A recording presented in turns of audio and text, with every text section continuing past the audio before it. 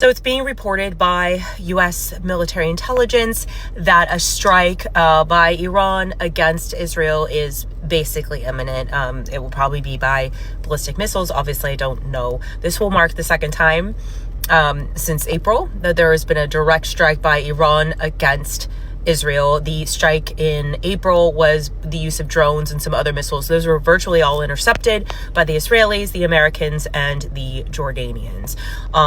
Iran is doing this because they want to avenge the death of Hania in their country a few months ago. It's a high-ranking Hamas official, and the attacks by Israel against the terrorist group that is Hezbollah. Israel has successfully taken out really all of Hezbollah's leadership and their ability to communicate, and there is no mistake that Hezbollah works at the behest of Iran. They are funded by Iran. Everything they're doing is on behalf of Iran. There's no question. And they're a terrorist group. They've been labeled a terrorist group by the United States since 1997. My bigger concern actually about this is nukes.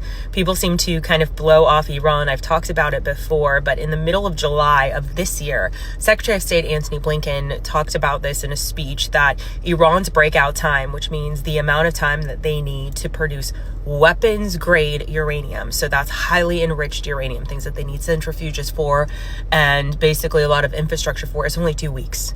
So that would have been the end of July. So really, since August, they've had the ability to have a nuclear weapon, and it wouldn't surprise me if they attempt to test one. I think they are the next nuclear state. There's no question in my mind.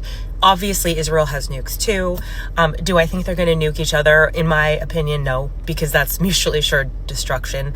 We all kind of know how that worked during the Cold War. However, this is a country that the U.S. has no diplomatic relationship with, has talked about in their constitution for the extermination of Jews, and who has militia groups all over the world.